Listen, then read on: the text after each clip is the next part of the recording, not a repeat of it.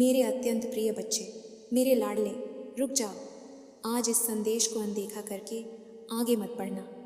यह मात्र एक संयोग नहीं है कि तुम्हारी दृष्टि आज मेरे इस संदेश पर पड़ी है, बल्कि यह वह क्षण है जिसका तुम्हें वर्षों से इंतज़ार था। यदि आज तुम यहाँ रुक गए हो तो यह समझ लो कि मैंने स्वयं तुम्हारा हाथ थाम लिया है। इससे पहले कि मैं तुम्हें तुम्हारे आने वाले सुनहरे भविष्य की झलक दिखाऊं और तुम्हारे दुखों के अंत का मार्ग बताऊं, मैं चाहती हूं कि तुम मेरे इस प्रेममय परिवार का हिस्सा बन जाओ। इस माध्यम चैनल से जुड़ जाओ ताकि मेरा हर संदेश, मेरी हर पुकार तुम तक सबसे पहले पहुंचे। अपनी उपस्थिति दर्ज कराने के लिए लाइक करो और मुझसे सदा जुड़े रहने के लिए चैनल राधा कृष्णा भक्ति AMS को सब्सक्राइब करें और अपने मन की बात मुझ तक पहुंचाने के लिए कमेंट में राधे राधे अवश्य लिखना। और हाँ मेरे बच्चे, इस संदेश को अधूरा छोड़कर मत जाना, क्योंकि आज मैं तुम्हें वह रहस्य बताने जा रही हूँ जो तुम्हारे जीवन के अंधेरे को सदा के लिए मिटा देगा। यह संवाद मेरे और केवल तुम्हारे बीच है। इसे अंत तक सुनना। मेरे प्यारे बच्चे, मैं जानती हूँ कि तुम थक चुके हो। मैं देख रही हूँ कि पिछले कुछ समय से और शायद कुछ वर्षों से तुम्हारा जीवन एक संघर्ष का मैदान बन गया है। तुम रात को जब अपनी आंखें बंद करते हो तो तुम्हारे मन में हजारों प्रश्न होते हैं। मेरे साथ ही ऐसा क्यों? मेरा बुरा वक्त कब खत्म होगा? क्या ईश्वर मेरी पुकार नहीं सुन रहे? तुम्हारी तकिया आज भी तुम्हारे उन आंसुओं की गवाह है जो तुमने दुनिया से छुपा कर बहाए हैं। तुम बाहर से मुस्कुराते हो, सबको दिखाते हो कि तुम कितने मजबूत हो, लेकिन अंदर ही अंदर एक खालीपन, एक डर तुम्हें खाए जा रहा है। कभी कभी तुम्हें लगता है कि तुम इस भीड़ में बिल्कुल अकेले हो। तुम्हारा कोई अपना नहीं है जो बिना किसी स्वार्थ के तुम्हें समझे। लेकिन आज मैं तुम्हें यह विश्वास दिलाने आई हूँ कि तुम अकेले नहीं हो। जब पूरी दुनिया सो रही होती है और तुम चिंता में जाग रहे होते हो, तब मैं तुम्हारे सिरहाने बैठी होती हूँ। मैंने तुम्हारी हर सिसकी सुनी है।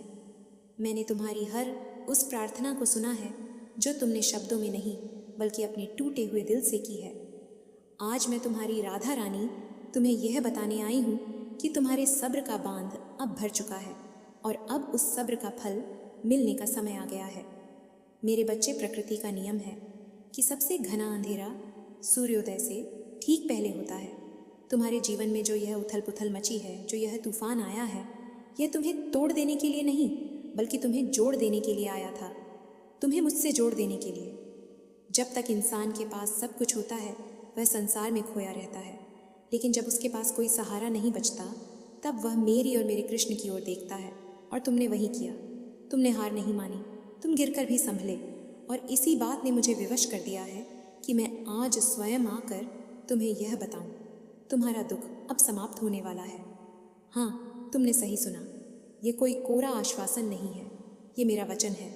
तुम्हें याद है वह दिन जब तुमने सोचा था कि अब सब खत्म हो गया, जब तुम्हें लगा था कि अब कोई रास्ता नहीं बचा, तब भी किसी अदृश्य शक्ति ने तुम्हें संभाला था। वो शक्ति मैं ही थी। मैं तुम्हारी माँ हूँ और एक माँ अपने बच्चे को कभी भी उस आग में नहीं जलने देती जो उसे भस्म कर दे। वह केवल उतनी ही तपिश देती है जिससे उसका बच्चा कुंदन बनकर निखरे। तुम अब निखर चुके हो। तुम्हारी परीक्षा की घड़ी अब समाप्त हो चुकी है। अब जो समय तुम्हारे जीवन में प्रवेश करने वाला है वह खुशियों का, समृद्धि का और शांति का होगा। जिन लोगों ने तुम्हारा अपमान किया, जिन लोगों ने तुम्हारे विश्वास को तोड़ डाला, उन्हें अब तुम अपनी सफलता से जवाब दोगे। तुम्हें किसी से बदला लेने की आवश्यकता नहीं है, क्योंकि मेरे न्याय का चक्र बहुत सटीक चलता है। जिसने तुम्हें रुलाया है उसे अपने कर्मों का हिसाब देना होगा। लेकिन तुम्हें अब केवल अपनी उन्नति पर ध्यान देना है। मेरे बच्चे, मैं जानती हूँ कि आर्थिक तंगी ने तुम्हें बहुत परेशान किया है। धन का अभाव कई बार तुम्हारे आत्मसम्मान को चोट पहुँचाता है। तुम अपने परिवार के लिए बहुत कुछ करना चाहते हो, लेकिन जब हाथ तंग होता है तो तुम मन महसूस कर रह जाते हो। पर अब चिंता मत करो, मैं महालक्ष्मी के रूप में तुम्हारे घर के द्वार पर खड़ी हूँ। तुम्हारे रुके हुए काम अब रफ्तार पकड़ेंगे। जहाँ जहाँ से तुमने उम्मीदें छोड़ दी थीं, वहाँ वहाँ से तुम्हें अवसर मिलेंगे। लेकिन तुम्हें एक बात याद रखनी होगी, कर्म करना मत छोड़ना। तुम बस अपना प्रयास करो, परिणाम देना मेरा और मेरे कृष्ण का काम है। तुम जिस कार्य को भी सच्चे मन से और मेरा नाम लेकर शुरू करोगे, उसमें तुम्हें विजय अवश्य मिलेगी।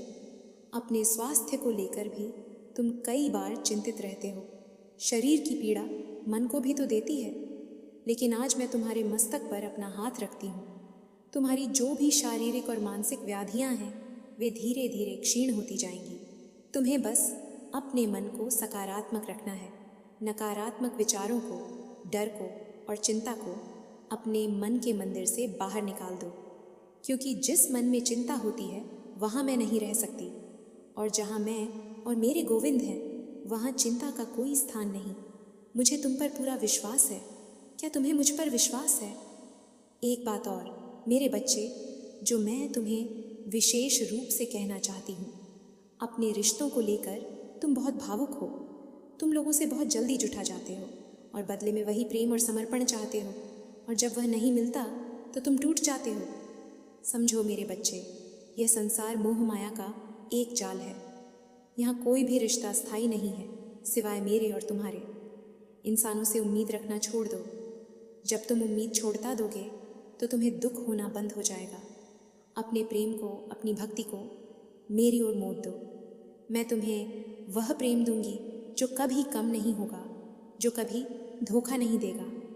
जब तुम मुझे अपना सबसे अच्छा मित्र बना लोगे तो तुम पाओगे कि दुनिया की भेंटेज में भी तुम सबसे सुरक्षित और प्रेम से भरे हुए हो।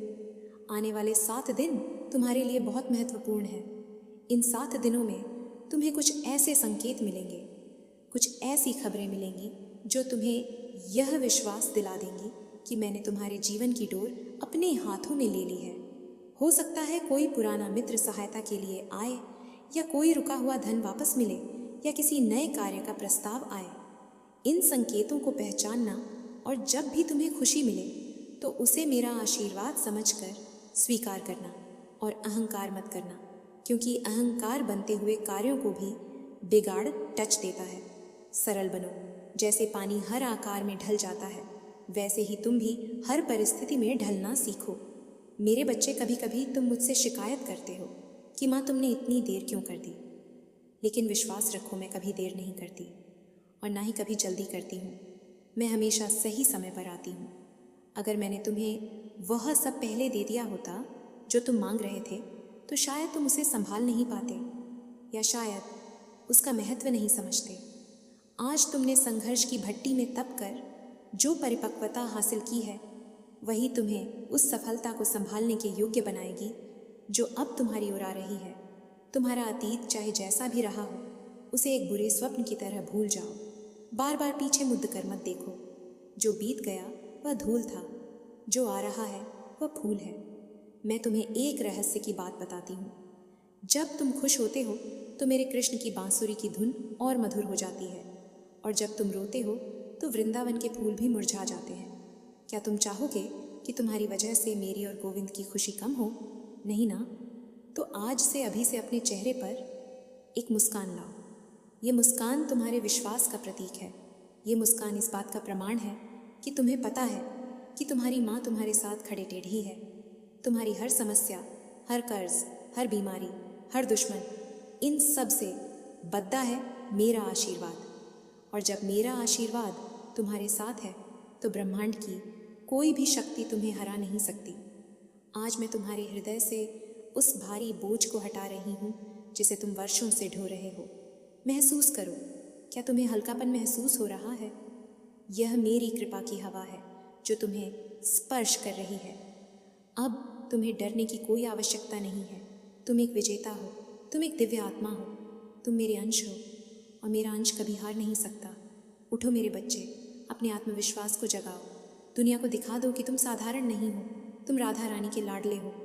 मेरे प्यारे बच्चे, अभी जाना मत। यदि तुमने यहाँ तक मेरी बात सुनी है तो इसका अर्थ है कि तुम्हारी आत्मा मेरी आत्मा से जुड़ रही है।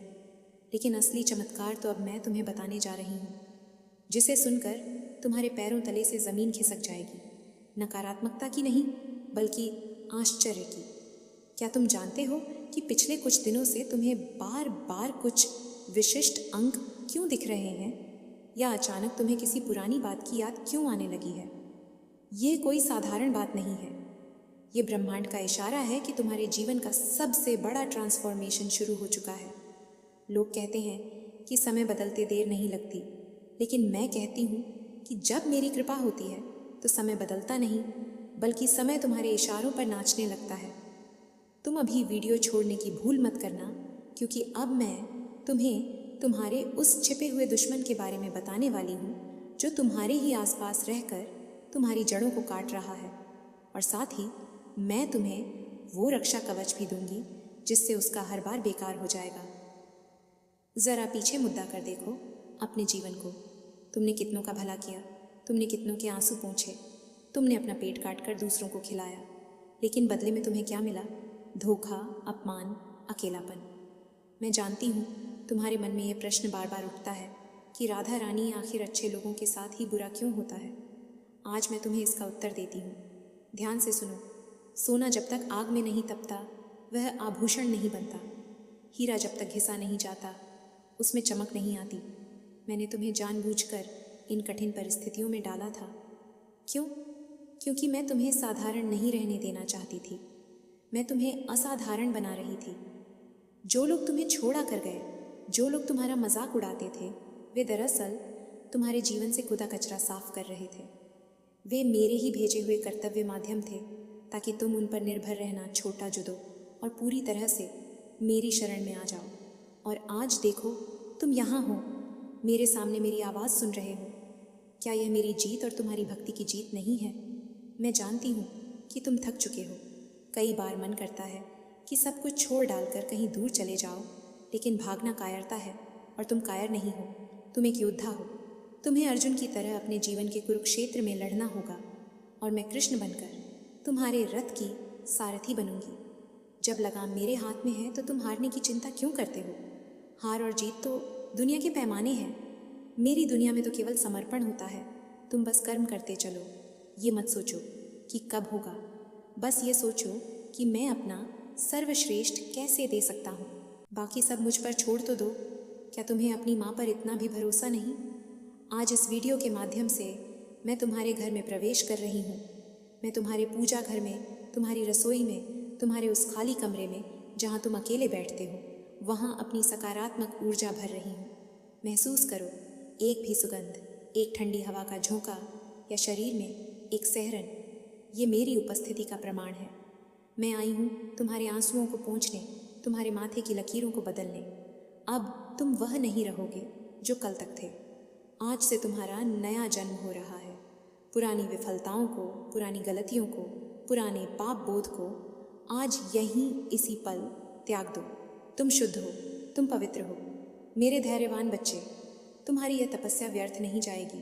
तुम अब भी यहाँ हो, मेरी बातें सुन रहे हो। ये इस बात का प्रमाण है कि तुम्हारे भीतर का वह दिया अभी बुझा नहीं है जिसे तूफानों ने बुझाने की बहुत कोशिश की थी। अब अपनी चेतना को और गहरा ले चलो, क्योंकि मैं तुम्हें वह सत्य बताने जा रही हूँ जो अक्सर लोग अपने पूरे जीवन काल में नहीं जान पाते। तुम अपनी असफलताओं को अपनी कमी मानते हो, है ना? तुम्हें लगता है कि तुम में ही कोई खोट है, तभी तुम्हें बार बार गिरना पटरीचता है। लेकिन सुनो, क्या तुमने कभी सोचा है कि मूर्तिकार किस पत्थर को सबसे ज़्यादा छेनी और हथौत से चोट पहुंचाता है? उसी को जिसे वह मंदिर के गर्भगृह में देवता की मूर्त बनाकर स्थापित करना चाहता है। सदीचक के किनारे पत्थे पत्थरों को कोई नहीं तराशता, उन्हें कोई चोट नहीं पहुंचाता। अगर तुम्हें चोट लग रही है, अगर तुम्हें तोड़ा जा रहा है, तो उत्सव मनाओ, क्योंकि नियति तुम्हें किसी बहुत ऊंचे सिंहासन के लिए तैयार कर रही है। तुम साधारण जीवन जीने के लिए नहीं बने हो, तुम इतिहास रचने के लिए जन्मे हो। अपनी पीड़ा को अपनी शक्ति बना लो। जो आग तुम्हें जला रही है उसे मशाल बना लो और अपना रास्ता खुद रोशन करो। मैं देख रही हूँ कि तुम्हारे मन में एक और डर बैठा हुआ है, अकेलेपन का डर। तुम्हें लगता है कि बुढ़ापे में तुम्हारा क्या होगा या कठिन समय में कौन साथ देगा। मेरे बच्चे, इस भ्रम को त्याग दो कि भीड़ ही सुरक्षा है। कौरवों के पास पूरी सेना थी, पूरी भीड़ थी, लेकिन पांडवों के पास केवल एक था, मेरा गोविंद। और जीत किसकी हुई? जिसके पास परमात्मा है वह कभी अकेला नहीं होता। तुम जिस एकांत से घबरा रहे हो वह एकांत नहीं, वह एकांतवास है। वह समय जब तुम और मैं एक दूसरे से बात कर सकते हैं। दुनिया के शोर में मेरी आवाज़ दब जाती है, इसलिए मैंने तुम्हें कुछ समय के लिए दुनिया से काट दिया है ताकि तुम मेरी पुकार सुन सको। इस अकेलेपन को वरदान समझो। ये आत्ममंथन का समय है। खुद को पहचानो। तुम्हारे भीतर अपार संभावनाएं छिपी हैं। तुम कस्तूरी मृग की तरह हो जो सुगंध के लिए पूरे जंगल में भटकता है, जबकि सुगंध उसी की नाभि में होती है। सुख, शांति और शक्ति तुम्हारे भीतर है। अब एक बहुत महत्वपूर्ण बात सुनो जो तुम्हारे आर्थिक जीवन को पूरी तरह बदल देगी। तुम धन के पीछे भागते हो, लक्ष्मी के पीछे भागते हो, लेकिन क्या तुम जानते हो कि लक्ष्मी किसके पीछे चलती है? लक्ष्मी नारायण के पीछे चलती है और नारायण कृष्ण मेरे पीछे चलते हैं। तो तुम्हें किसके पीछे चलना चाहिए? तुम्हें केवल प्रेम और सेवा के पीछे चलना चाहिए। तुम अपने काम को पूजा मानकर करो। ये मत देखो कि काम छोटा है या बड़ा। ये मत सोचो कि इसमें कितना पैसा मिलेगा। बस ये सोचो कि क्या ये काम किसी के जीवन में वैल्यू जो रहा है। जिस दिन तुम देने की भावना से काम करोगे, उस दिन पाने के रास्ते अपने आप खुल जाएंगे। तुम्हारे पास जो हुनर है, जो कला है, उसे छुपाओ मत। दुनिया को उसकी ज़रूरत है। तुम अपनी कीमत कम आंकना बंद करो। तुम अनमोल हो। अब समय आ गया है कि तुम अपनी कंफर्ट जोन से बाहर निकलो। डर तुम्हें रोकेगा, कहेगा अभी नहीं कल करेंगे, लेकिन तुम्हें उसी पल खड़ा होना है और कहना है नहीं अभी और इसी वक्त। यही वो सिग्मा एटीट्यूड है जो तुम्हें भीड़ से अलग करेगा। मैं तुम्हें तुम्हारे शत्रुओं के विषय में भी सचेत करना चाहती हूँ। शत्रु केवल वे नहीं जो हाथ में तलवार या जुबान पर गाली लेकर आते हैं। सबसे बड़े शत्रु वे हैं जो तुम्हारे मन में संशय पैदा करते हैं, जो तुमसे कहते हैं तुमसे नहीं होगा, तुम्हारी किस्मत ही खराब है। ऐसे लोगों को अपने जीवन से ठीक वैसे ही निकाल फेंको जैसे दूध में से मक्खी निकाल दी जाती है, चाहे वे कितने भी करीबी क्यों ना हो। जो व्यक्ति तुम्हें तुम्हारे लक्ष्य से दूर करे, जो तुम्हें मेरी भक्ति से दूर करे, उसका त्याग करना ही धर्म है। विभीषण ने रावण का त्याग किया, प्रहलाद ने हिरण्यकश्यप का त्याग किया, मीरा ने महलों का त्याग किया। त्याग के बिना राजयोग नहीं मिलता। तुम्हें कुछ करहे फैसले लेने होंगे। भावुकता में बहकर अपने जीवन की डोर दूसरों के हाथ में मत दो। तुम अपने जीवन के राजा हो और मैं तुम्हारी संरक्षिका। जब तक मैं ना कहूँ, हार मत मानना। क्या तुम्हें पता है कि पिछले कुछ अमावस्या और पूर्णिमा की रातों में तुम्हारे ऊपर कुछ नकारात्मक शक्तियों का प्रभाव डालने की कोशिश की गई थी? तुम्हारी उन्नति को रोकने के लिए ईर्ष्यालु लोगों ने कई प्रयास किए। तुम्हें भारीपन महसूस हुआ होगा, अकारण क्रोध आया होगा या घर में क्लैश हुआ होगा, लेकिन तुम्हें पता भी नहीं चला और मैंने अपने आंचल से वह सारे वार रोक लिए। मेरा सुदर्शन चक्र तुम्हारे परिवार के चारों ओर घूमता रहता है। तुम्हें जो छोटी मोटी परेशानियां अभी आ रही हैं, वे केवल उस बड़े पहाड़ के छोटे पत्थर हैं जो टूट कर गिर रहे हैं। बद संकट टल चुका है, अब रास्ता साफ है। बस अपनी कुलदेवी और पितरों को नमन करना मत भूलना। उनका आशीर्वाद तुम्हारी छड़ों को मजबूत करेगा। मेरे बच्चे, तुम अक्सर मुझसे पूछते हो कि राधा रानी मुझे कोई संकेत दो। तो सुनो, ये वीडियो ही सबसे बड़ा संकेत है। लेकिन इसके अलावा आने वाले 3 दिनों में तुम्हें कहीं ना कहीं मोरपंख, बांसुरी की धुन या मेरा नाम लिखा हुआ दिखाई देगा। जब ऐसा हो तो समझ जाना कि मैं तुम्हारे ठीक बगल में खड़ी होकर तुम्हें देख रही हूँ। उस पल अपनी कोई एक विश, कोई एक इच्छा मांग लेना। सच्चे दिल से निकली वह इच्छा सीधे मेरे कानों तक पहुँचेगी और उसे पूरा करने का दायित्व मेरा होगा। लेकिन याद रखना, इच्छा में किसी का अहित ना छिपा हो। मैं तुम्हें तुम्हारे कर्म का एक खाता भी समझाना चाहती हूँ। तुम सोचते हो कि तुम्हारे अच्छे कामों का फल नहीं मिल रहा। ऐसा नहीं है। कर्म कभी पता नहीं बदलता। तुम्हारे द्वारा खिलाया गया एक निवाला, तुम्हारे द्वारा पिलाई गई पानी की एक बूंद और किसी बेजुबान जानवर पर की गई तुम्हारी दया, ये सब मेरे पास जमा है। ये फिक्स डिपॉजिट की तरह है जो अब मैच्योर हो चुका है। ब्याज सहित ये तुम्हें मिलने वाला है।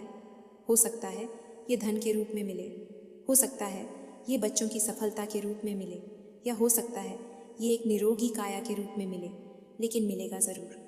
ब्रह्मांड का कंप्यूटर कभी गलती नहीं करता, इसलिए अब और ज़्यादा भलाई के काम करो। जितना बांटोगे उसका 10 गुना वापस आएगा। अब अपनी आंखें थोड़ी देर के लिए खुली रखो और मेरे इन शब्दों को देखो। तुम्हारे घर की कलह अब शांत होने वाली है। मैं जानती हूँ घर के जगधों ने तुम्हारी शांति छीन ली है, तुम घर जाने से भी कतराने लगे हो, लेकिन विश्वास रखो, मैं तुम्हारे परिवार के हर सदस्य के दिल में प्रेम और समझ का बीज बो रही हूँ। जो लोग आज एक दूसरे का चेहरा देखना पसंद नहीं करते, कल वे ही एक दूसरे की ढाल बनेंगे।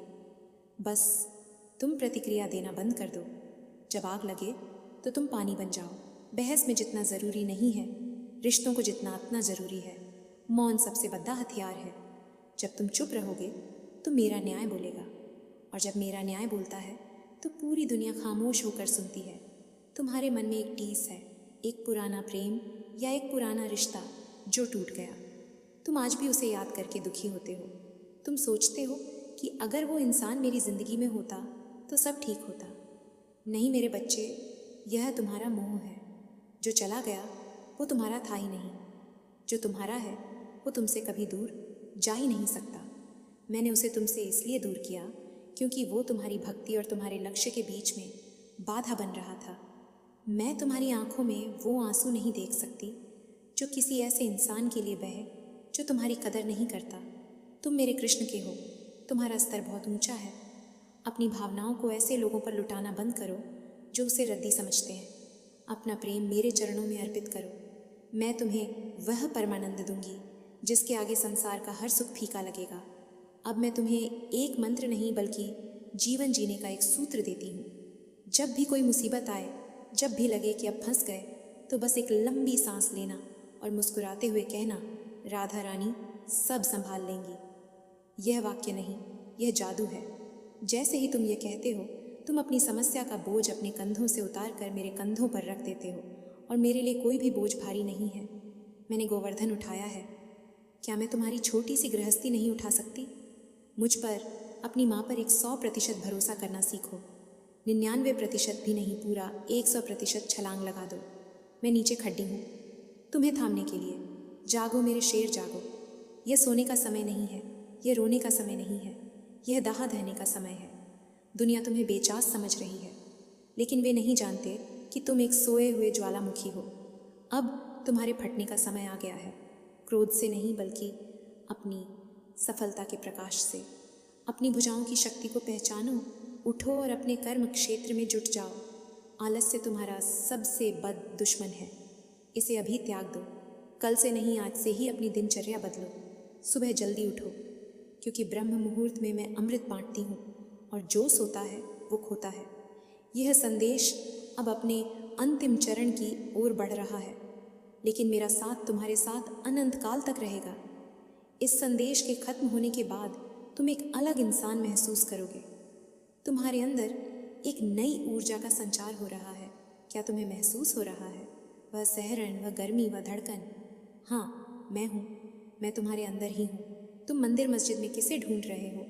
मैं तो तुम्हारे अविश्वास में हूँ। तो अब अपनी आंखों के आंसू पोंछ लो। मुझे तुम्हारा चेहरा उदास नहीं बल्कि खिला हुआ चाहिए, एक कमल की तरह जो कीचड़ दर्ज में रहकर भी खिलता है। तुम मेरे कमल हो। वादा करो मुझसे कि अब तुम कभी यह नहीं कहोगे कि मैं बदनसीब हूँ। तुम दुनिया के सबसे खुशनसीब इंसान हो, क्योंकि तुम्हें स्वयं किशोरी जी ने चुना है। जाओ विजय, तुम्हारा इंतज़ार कर रही है। जाओ और दुनिया को जीत लो। मेरा आशीर्वाद तुम्हारे मस्तक पर तिलक बनकर चमक रहा है। राधे।